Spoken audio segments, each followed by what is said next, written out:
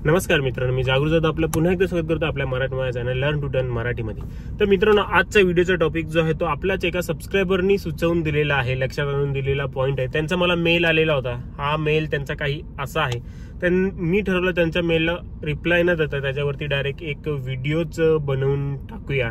आता may be तुम्हाला अशा व्हिडिओची खूपच जास्त गरज भासेल। त्यांचं म्हणणं होतं की जे आता तुम्ही काही दिवसांपूर्वी जी एकदम खूप जास्त सुट्टी आलेली होती, क्रिसमसची वगैरे, सॅटर्डे संडे परत क्रिसमस, अशा सुट्ट्या कंटिन्युअस आलेल्या होत्या। त्यावेळेला मुंबई पुणे एक्सप्रेस हायवेवरती खालापूरच्या पुढे घाटामध्ये जे आहे खूपच जास्त ट्रॅफिक होती आणि त्या ट्रॅफिक मध्ये एवढी मोठी ट्रॅफिक होती की 10 किलोमीटर पर्यंतची रांग लागलेली। आधीच तिथे काम देखील चालू आहे आणि त्याच्यामुळे ती ट्रॅफिक जी आहे ती खूपच जास्त वाढली आणि 10 किलोमीटर एवढी रांग लागलेली होती तिकडे। आणि तिकडे बऱ्याचशा गाड्या ब्रेकडाऊन झालेल्या होत्या।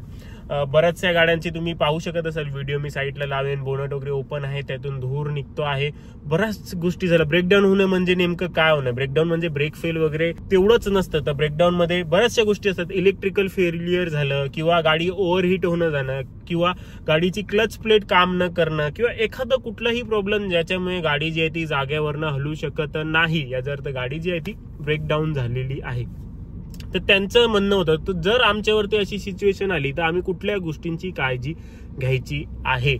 जर मित्रांनो तुमच्यावर देखील अशी सिच्युएशन आली, आता येतं 1 जानेवारी येत आहे, 31 ची सुट्टी येते आहे, बऱ्याचशा गोष्टी येत आहेत, तर अशा वेळेला जर कधी अशा घाटाच्या ठिकाणावरती खूप जास्त ट्रॅफिक लागली, 10 किलोमीटर एवढी रांग लागली, तर आपल्याला काय करायचं आहे? तिकडे गाड्या ब्रेकडाऊन होण्याचं कारण काय होतं की ट्रॅफिक खूप जास्त होती आणि त्याच्यासोबत चढ होता तो खूप जास्त, आणि चढ मध्ये गाडी हळूहळू चालत होती, तर त्याच्यामुळे त्या गाड्या ओव्हरहीट झालेल्या असतील। आधीच गाडी स्लो आहे आणि स्लो असून पहिल्याच गिअरवरती त्यांना चालायला लागत आहे। त्याच्यासोबतच काही लोक हाफ क्लच वरतीच गाडी वर चढवतात घाटावरती, त्याच्यामुळे ब्रेक देखील जळालेल्या असतील बऱ्याच लोकांच्या।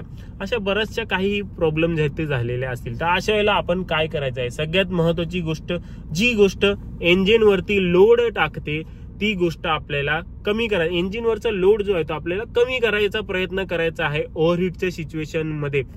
फॉर एक्झाम्पल, एसी जे आहे ते आपल्याला बंद करायचं आहे घाटाच्या ठिकाणावरती। सेम रस्त्यावरती जर तुम्ही आढळलात किंवा काही इव्हन ट्रॅफिक मध्ये देखील थोड्या वेळासाठी एसी बंद करा, काही वेळाने चालू करा पुन्हा। एसी जे आहे ते आपल्या इंजिनवरती लोड टाकते, आधीच वर चढण आहे आणि अशा वेळेला प्रॉब्लेम होतो आणि इंजिन जो आहे तो ओव्हरहीट होतो। एसी बंद करा। दुसरी गोष्ट जी आहे, जेव्हा आपण असे पुढे घेऊन जातो, गाडी आपल्याला हळूहळू पुढे घेऊन जाते, तेव्हा हाफ क्लचचा यूज कमीत कमी करा, हाफ क्लचचा यूज जास्त करू नका आणि एक्सेलेटर देखील खूपच जास्त देऊ नका, त्याच्यामुळे देखील क्लच प्लेट जी आहे ती आपली बर्न होते। त्याच्यामुळे मी नेहमी सांगत असतो की जी प्रॉपर आहे बायटिंग पॉइंट मध्ये आल्यानंतर एक्सेलेटर देणं, ही गोष्ट जी आहे ती आपल्याला येणं गरजेचं आहे, त्याच्यामुळे गाडीची हेल्थ आणि क्लच प्लेटची हेल्थ जी आहे ती योग्य राहते। ते करायचं आहे।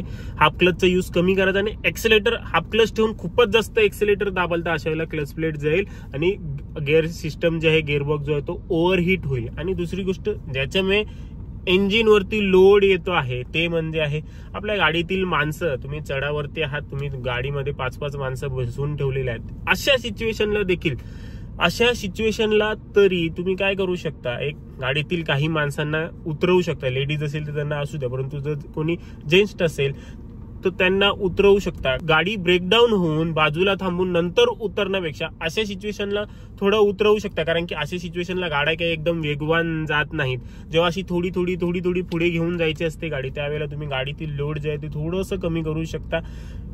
सामान वगैरे काढलं नाही तरी चालेल, परंतु माणसांचं वजनच एकेकाचं 70-80 किलो असतं, तर तेवढाच इंजिन वरती लोड जो आहे ते तुमचा कमी येईल। आणि मित्रांनो, अशा सिच्युएशन मध्ये देखील ब्रेक वरती जास्त अवलंबून राहू नका। याचा अर्थ काय सांगते मी, म्हणजे जेव्हा आपण असं चढणवरती उभे आहोत आणि अशा वेळेला ब्रेक वरतीच पूर्ण लोड आहे, गाडीचा लोड, आणि गाडी अशी वरचढ आहे आणि मग गाडीमध्ये माणसं बसलेली आहेत, पूर्ण गाडीचा लोड जो आहे तो मागे असतो आणि पूर्ण प्रेशर जो आहे तो ब्रेक वरती येतो। अशा वेळेला ब्रेक जे आहेत ते जास्त हिटअप होतात। कधी पायाजवळचा ब्रेक वापरा, कधी हँड ब्रेक वापरा, कधीतरी गिअरची मदत घेऊन जे आहे ती गाडी थांबवा। असं तुम्ही नक्की, जेव्हा गाडी बंद करून ठेवायची असेल तेव्हा गिअरच्या मदतीने थांबवा।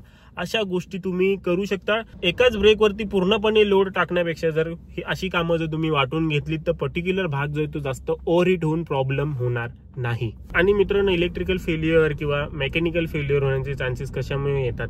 तुमची गाडी टाइम टू टाइम सर्व्हिस नाही आहे तुम्ही योग्य प्रकारे गाडी चेक करून आणलेली नाही यात हायवेवरती येताना कुठल्या गोष्टी चेक करायच्या वगैरे, त्याच्यावरती देखील असतं की कुलंट लेवल काय आहे, तुमचं इंजिन बरोबर हेल्दी आहे का, बरोबर सर्व्हिसिंग ठेवलेली आहे का, ब्रेक पॅड सर्व्हिस, यावरती देखील सगळ्या गोष्टी अवलंबून असतात. त्यामुळे ह्या गोष्टींची देखील काळजी करत राहा. आणि मित्रांनो, बऱ्याच लोकांची सवय असते की गाडीचं पेट्रोल संपू नये किंवा गाडी जास्त ओव्हरहीट होऊ नये, त्यामुळे काय करतात की पाहतात हा बा गाडी मूव्ह होत नाही, त्या गाडी जी आहे ती बंद करून ठेवतात.